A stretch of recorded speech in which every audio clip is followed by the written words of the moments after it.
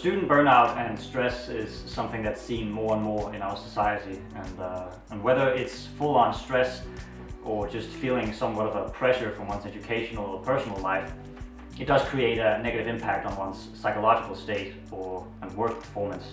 And that's an issue we've been trying to delve into over the past couple of months with the Kaiea application. It's an app that doesn't necessarily aim to completely relieve burned out students of their stress level, but at least we hope that our application can help the users put away all the stress-causing thoughts while they're using the application. It's about blocking out all of the external factors that could have a negative impact on one's well-being and completely focusing on the tones, the art style, the focused breathing, and the somewhat mystical objective is really the core of what we're trying to go for. We're trying to figure out the music for the Kaiea app. We researched some of the design. We researched ambient music in general because it was being largely favored by a lot of listeners. It's very easily accessible. It's nice to listen to because it doesn't involve a whole lot of music theory.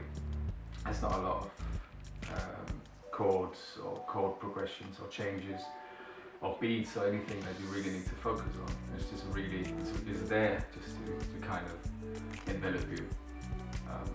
So what we did was make up 2 ambient ground tracks, and on top of these figure out a few natural ambient soundscapes and kind of try and add those on top of these, which worked out pretty well.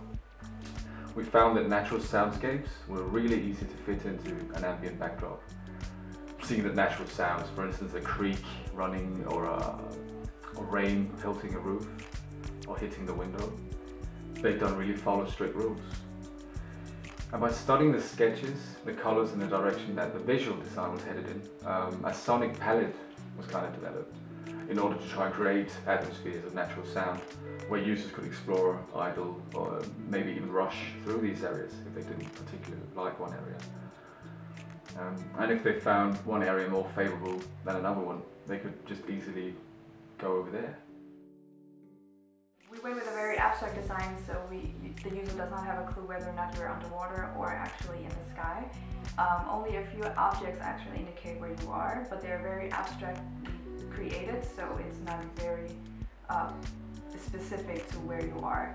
This means that you have flowers in the water and you have balloons in the sky and birds, as well as having some seaweed in the bottom of the ocean and also having some bubbles along the way to the top.